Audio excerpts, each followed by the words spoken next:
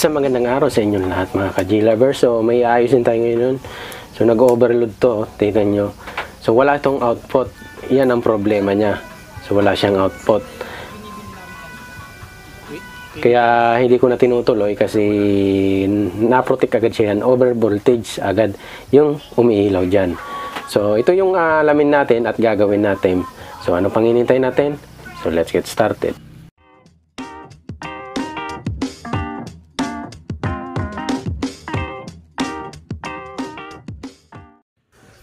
So bali ang ginawa natin dito dahil nakita ko may corrosion tapos may spark dyan siya. So nilinisan muna natin to. Kasi kadalasan kasi dito yung problema niyan. Pag marumi yan, hindi na nagalaw yung servo. Tapos hindi na gumagana yung carbon. Hindi na nadikit sa contact kaya hindi siya gumagana. So ito yung gagamitin ko. So dahan-dahanin ko lang baka sobrang magasgas yan. So liha din yan yung nakalagay dyan sa ano na yan sa yan, nakalagay dyan sa rotary natin. Liha din yan. So, naka minimal lang yung speed. Hindi yan nakalakas kasi baka mapudpud natin yung terminal. So, tama-tama lang. Basta importante matanggal yung corrosion. Okay na yan. So, pwede naman manumano nyo na lang siyang lihahin. Basta huwag nyo lang lakasan. Yan. Yan, ganyan lang ginagawa natin. Nililinisan lang natin.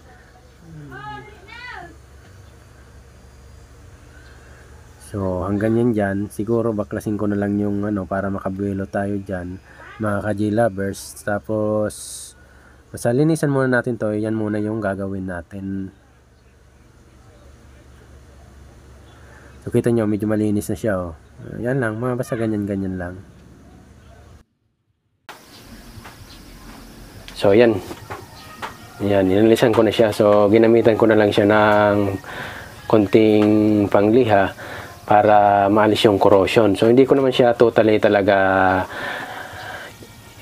kiniskisan ng masyado kasi sisira yung ano niyan, yung itong magnetic wire. So tama lang yung maalis lang yung corrosion. So yun yung ginawa ko. So nung inalis natin yung corrosion, tapos nilinisan ko na rin to, tinesting ko mga ka-G-Lovers. Nung pag-testing ko, ganun pa rin. So naka-overload protect pa rin siya. So hindi pa rin gumagana yung output niya ng pag-testing natin. Kaya ang ginawa ko, so hinanap ko pa rin yung problema, pinaka-problema nito. Akala ko dito lang kasi may corrosion. So tingnan nyo mga ka-G-Lovers nakauna yan naka-overload pa rin siya. So inop ko na lang. So yun nga ang problema natin dito, kahit nilinisan na natin, ganun pa rin. Naka-overload pa rin siya. So ang ginawa ko dito, tiningnan ko yung drive niya. So binaklas natin yung drive at yun ang sinubukan natin i-repair, yung pinaka-drive na. Baka dun sa drive yung problema kaya ganun ang po-protect. Kasi nilinisan natin yung terminal ganun pa rin. So ito yung drive niya. So itong tiningnan ko yung drive niya, may nakita ko dito may mga kalawang ng konti. Yan kita nyo yung transistor dyan, may kalawang. So sabi ko baka ito na yung problema niya. So ginawa natin, tinanggal natin to. So inalis natin yan dyan sa lagayan niya. Tapos tiningnan natin kung ano yung may mga kalawang. Tapos tinanggal natin at pinalitan natin ng bagong parts. Pero nung pag-testing ko ulit, ganun pa din. Nagpo-protect at may umiinit. So yun ang ituturo ko sa inyo kung paano ko siya hinanap. So yan, tingnan yung pakadikit. Ibig sabihin, parang ni-repair na rin yata to kasi tingnan yung pakasolda ng ng sa relay, yung output na to, yung output. So ayusin natin na lang natin to mamaya. So importante yan, tinanggal ko na siya dyan. Tapos tanggalin natin yung pinaka-board nito talaga. Alisin natin dyan para maayos natin. So ma-check natin at makabuelo tayo sa pag-aayos. So bali ito, tinanggal na natin yung pinaka-board niya. So nakita ko nga dito may mga kalawang, itong may resistor na kalawang, tapos may nakita kong sunog na resistor. Tapos yung transistor na dalawa, may kalawang, capacitor, may kalawang. So ginawa natin dito, tinanggal ko muna yan, tapos pinalitan natin. So yan muna yung ginawa ko dyan.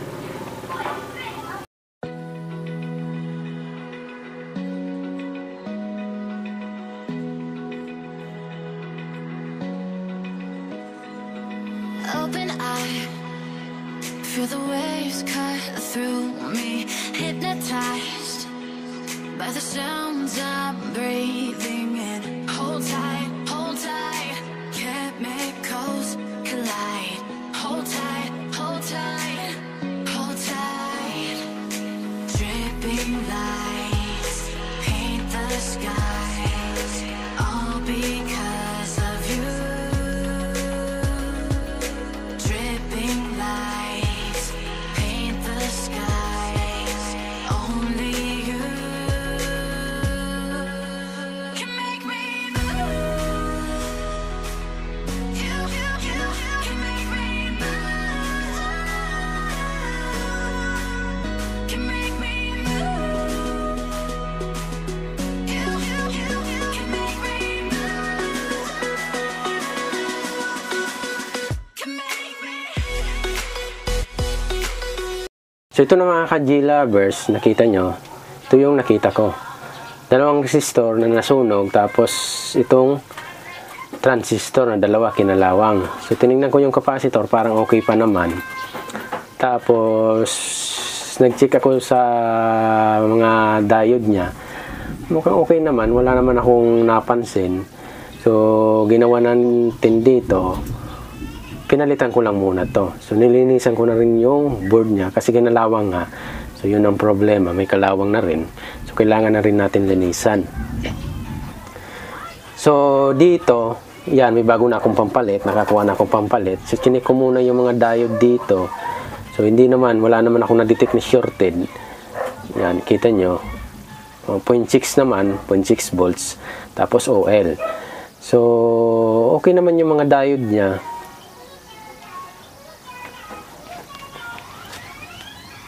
Yan, inisa-isa ko yan talaga mga ka-G lovers para sigurado tayo.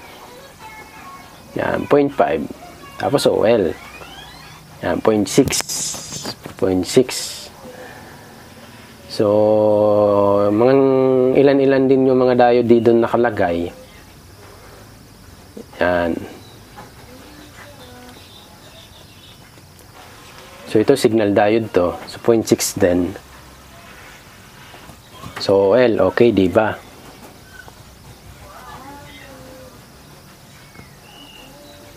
Tapos, ito, Zener diode to mga ka-G lovers, 12 volts. So, okay din ito. Yan. Yan, 0.7. Okay din. So, ginawa natin, pinalitan ko muna itong nakita ko mga may kalawang at sunog. Tapos, trinay natin. So, ito mga ka-G lovers yan, ikakabit na lang natin to. Yan, kabit lang natin to. Tapos, testingin natin ulit. Nung pag-testing ko, ganun pa din. So, may nakita kong problema mga ka-G lovers. So, makikita nyo naman kung ano pa yung problema nito. So, panoorin rin nyo na lang hanggang dulo para at least meron kayong idea na kung ano mga posibilidad na pwedeng tamaan sa ganitong unit o sa ganitong AVR. So, may ideya na kayo. So, pwede na rin yung i-check yan. So, basta, sabi ko sa inyo mga ka-G lovers, checkin nyo lang. So, kung kailangan yung isa-isahin, isa-isahin nyo. So, ganun talaga buhay ng technician, nakakapagod din yan. So, mabusisi kasi mga ka-G lovers. Pero, okay lang yan. Basta importante, masaya ka sa ginagawa mo, okay lang yan. Parang naglalaro ka lang mga ka-G lovers. Kasi kung hindi ka dyan masaya sa ginagawa mo, so, mabuburing ka talaga. So, mababagot ka. So, baka hindi mo rin matapos yung ginagawa mo niyan. So, yan lang. Tsaga-tsagain mo na lang.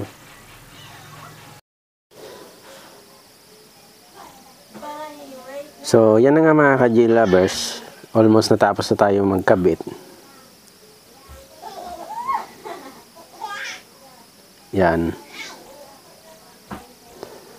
So, bali, pwesto lang natin doon sa connection. Tapos, testingin natin. Yung ano pa pala, hindi ko pa naikabit yung transistor na dalawa. So, kabit pa rin natin. So, ang isa dyan, 8550. Tapos, yung isa, 8050. So, S o C, pares din yan. S, 8550. Tapos, S, 8050. So yun yung part number na nakalagay dyan sa ano na yan, sa transistor na nilalagay natin. So yan, dalawa na yan.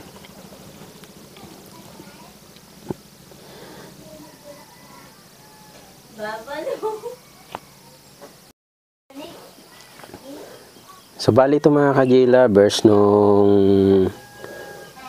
pagkatapos nga natin ikabit to, yung dalawang transistor, tinesting natin agad siya. So may napansin ako, so sasabihin ko na lang sa inyo mamaya.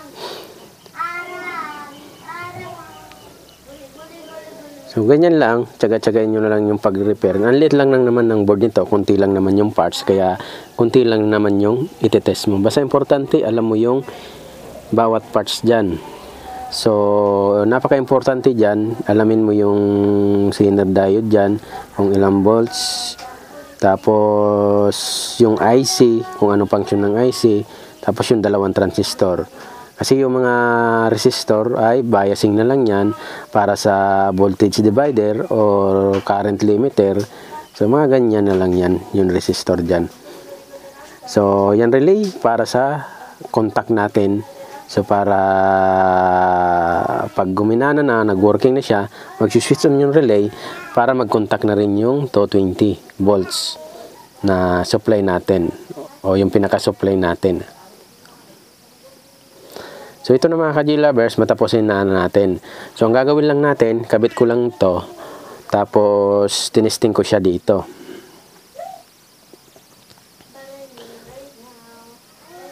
So bali yan lang muna yung tinanggal natin, yung apat na yan, dalawang resistor at dalawang transistor.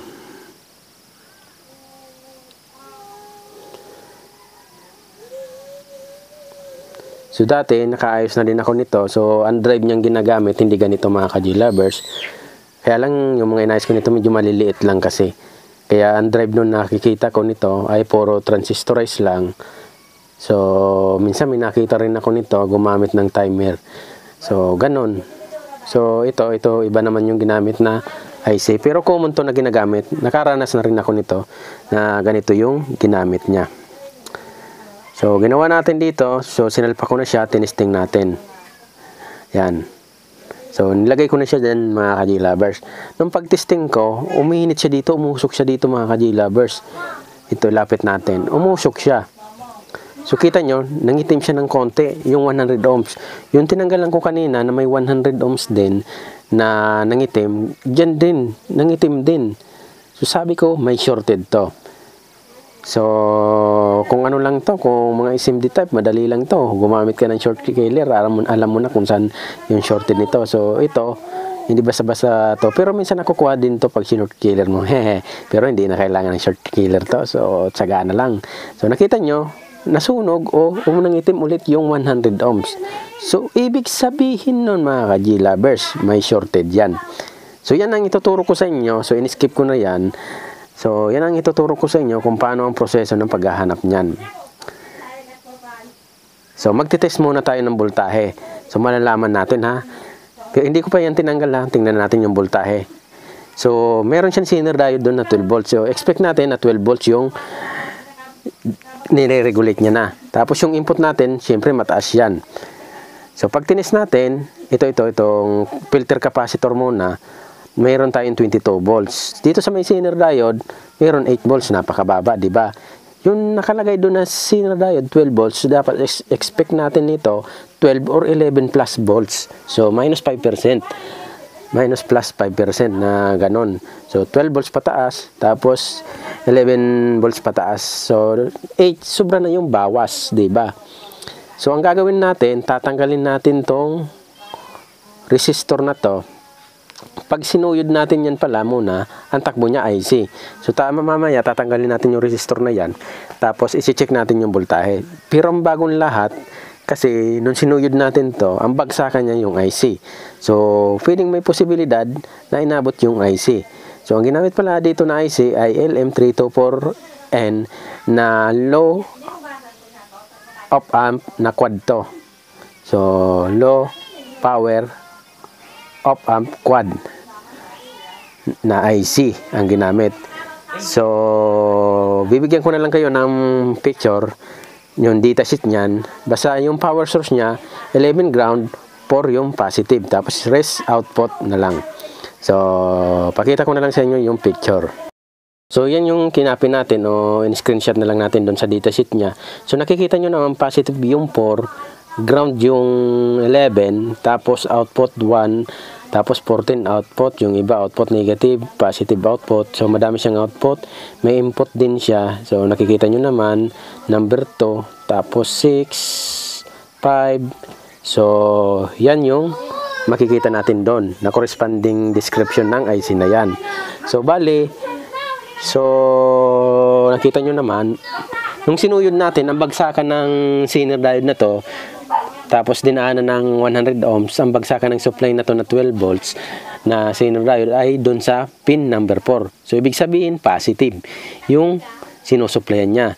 So bali tinanggal na natin. So tingnan natin yung number, LM324 to na ginamit. So drive din to. So ginagamit, so ito yung ginagamit niya na drive para sa motor natin. So servo yan, servo motor. Yan o, LM324N. So nakita nyo ba? Ilapit natin. Yan o, LM324N. So tinanggalan natin yung IC. So paano natin malalaman kung shorted to? Ititest natin siya ulit. Doon tayo magtitest sa may Zener diode. Diode pala. So nabulol pa ako. So paano magtest ng diode? Across tayo. Hindi yan series ha. So magkabilaanan. Sa may guhit ng diode, dun yung positive. Sa walang guhit, yun yung negative. So, ganun yung mag-test. So, tingnan nyo maigi mga ka-G-lovers. Test natin ulit, filter capacitor kung tumaas na siya. Kasi kanina 22 volts siya, may load. O may nakita tayong load dun na IC. So, pag tinest natin yung filter capacitor, 22, ganun din. Ito yung Zener diode. Meron tayong nakukuhan 13 volts. Ang taas na ay 14.8. So mali ito mga ka-G-lovers. Baka nasira yung IC dahil sa umaabot na to ng almost 15 volts. 14.9. Grabe, ang taas. So diba? So ang gagawin natin, palitan natin yung resistor, palitan natin yung Zener diode, tapos check natin ulit. So ang nakalagay kasi dito sa body niya o sa lagayan niya 12 volts. So, hindi naman siguro magkakamali yung company na ilalagay dyan 14 volts. Diba? Ano pang silbi ng tag na nakalagay dyan na 12 volts kung ilalagay nila 14 volts o 15 volts? Kasi 14.9, 15 na rin yan. So, ang ginawa natin dito, yan, pinalitan natin siya. Yan, tinanggal natin. So, in-skip ko lang muna kasi madami yan tayong customer na bumibili. Kaya ini-skip ko, pinopost ko muna.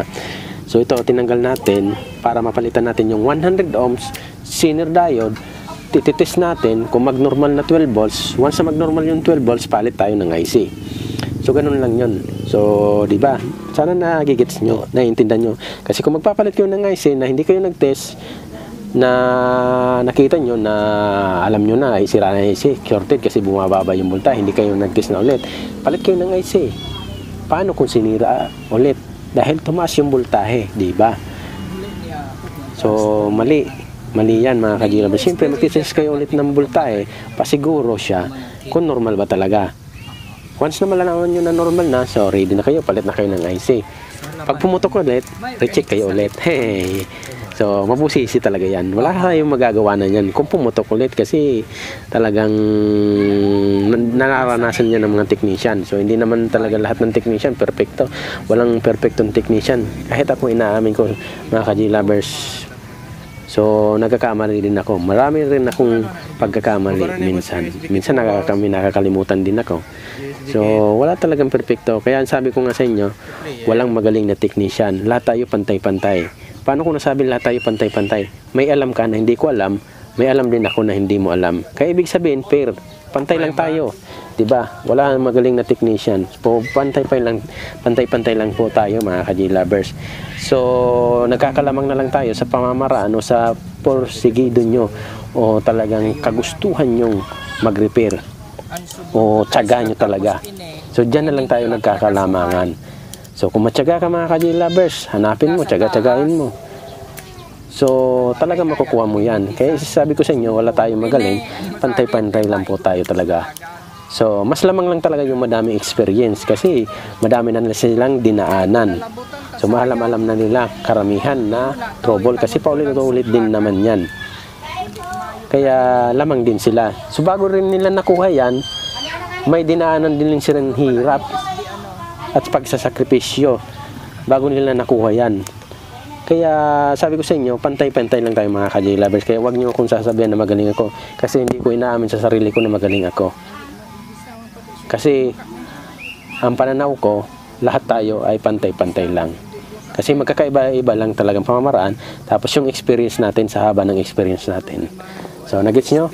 So, nakita nyo naman, nakalagay doon sa board 12 volts. So, kukuha tayo ng Zener diode na 12 volts.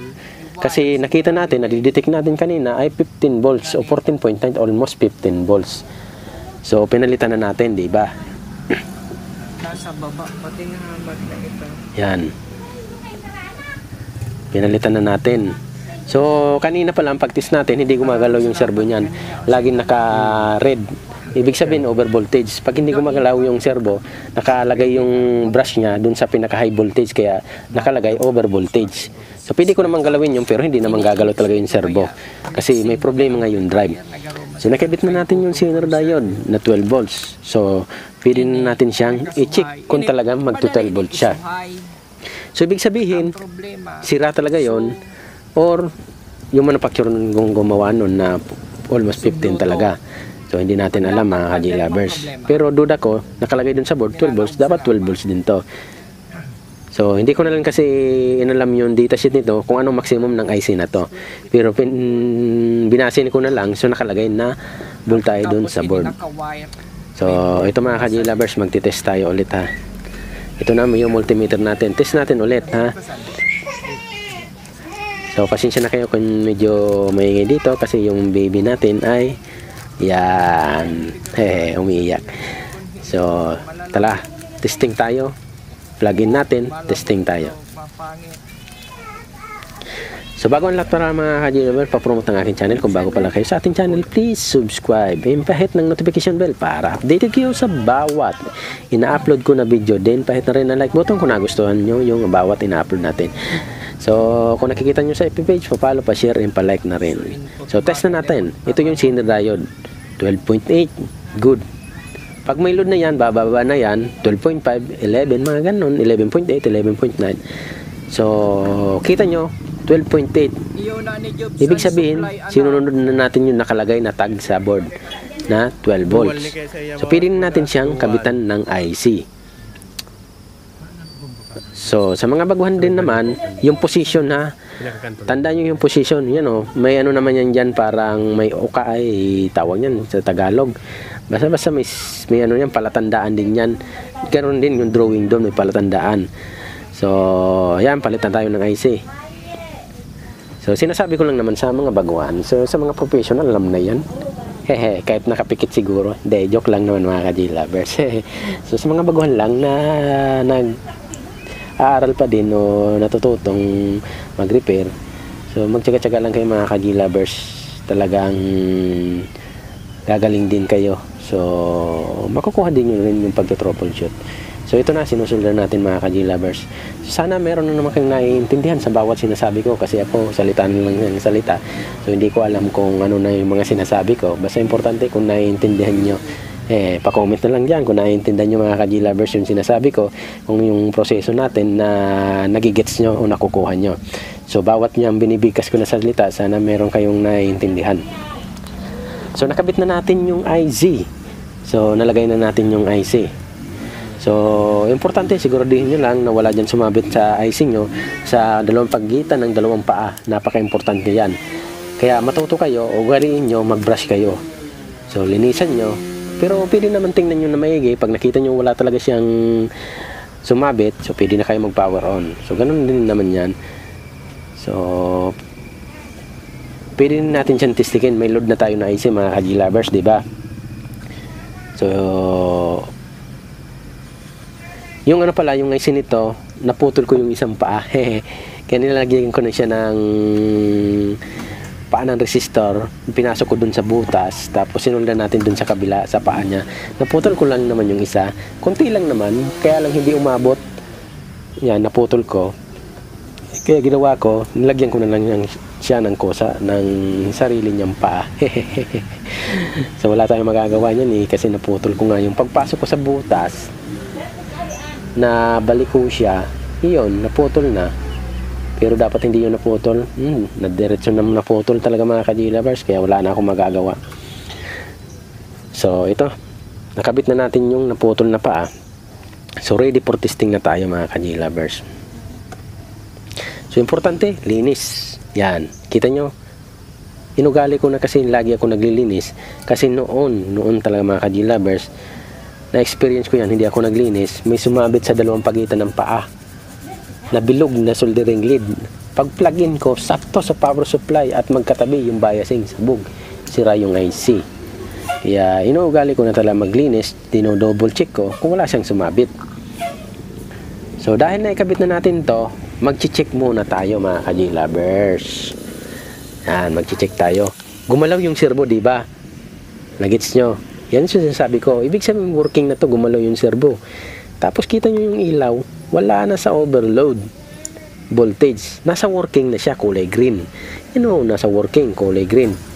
Pero hindi yan gagana yung voltmeter kasi hindi natin kinabit sa relay yung power supply. Yung power supply niya na wire, power source. Kaya walang voltmeter yan. So magtitest muna tayo kung normal yung working. Normal yung working.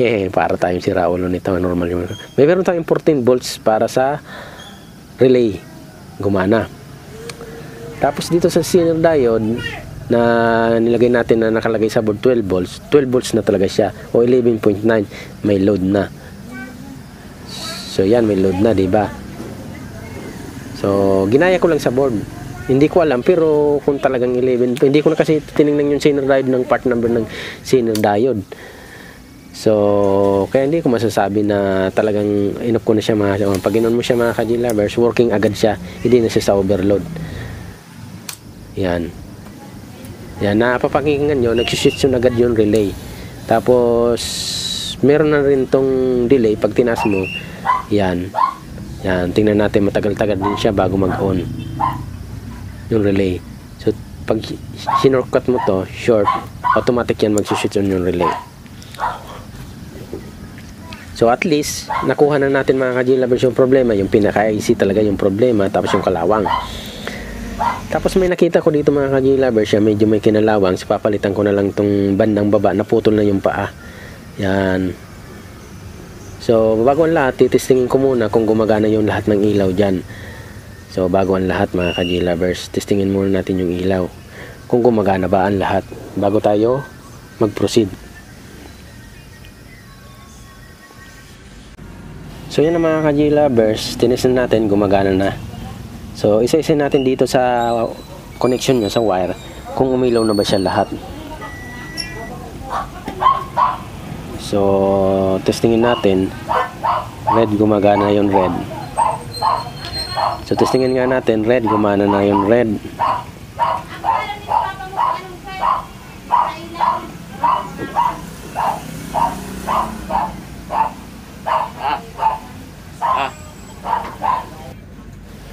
So, yan ang mga ka-G-Lovers, isa-isin lang natin. Umilaw na yung red, diba?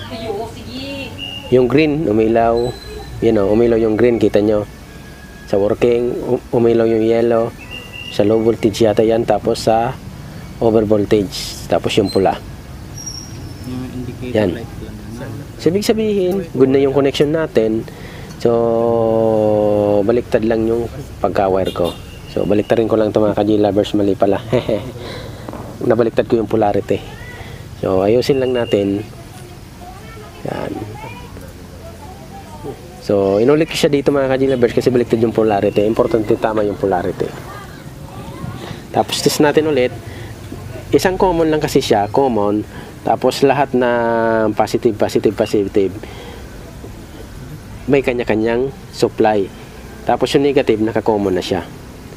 So nabaliktad ko yung common niya, nalipat ko sa positive yung common.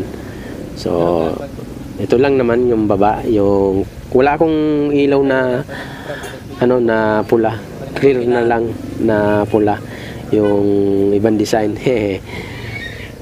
Masakit to sa mata yung ilaw na nito. So testing natin ulit siya mga ka-G-Lovers. Tapos isa-isayin natin, dapat lahat yan working, mag-ilaw. Kasi yan yung magsisilbing protection para sa'yo. Kasi meron kang indicator na magsasabi sa'yo kung ano yung status ng power supply mo o yung ABR mo, kung ano yung status. Kasi kung walang ilaw yan, paano malaman over voltage na pala? 'Di ba?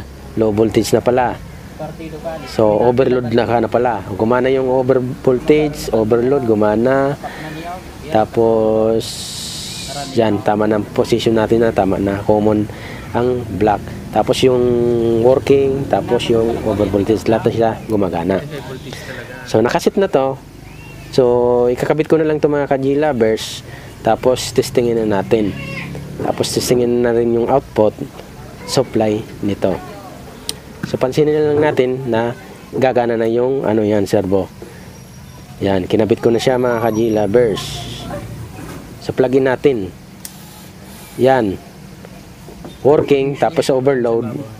Tapos pag nag-switch on na yan, i-short delete natin para, oh yan. Wala nang overload, working na siya. Gumana yung voltmeter, pag may load na, gagana yung ammeter. Tingnan nyo, overload, tingnan natin kung gaano katagal to. Mga 3 minutes siguro to. So mga ganun. So yan o, gumagana na siya. Okay na pala to, tinis ko na yung supply kanina. So bali ito na yung output niya, tinis na rin natin. So okay na rin siya, 219 volts AC. Yan, 219 volts AC. So parehas din yan. So okay na to, goods na to mga ka-G-lovers. Sana meron naman kami natutunan sa tutorial natin na to. So maraming salamat sa lagi niyong pagsubaybay sa ating channel. So thank you mga ka-G-lovers.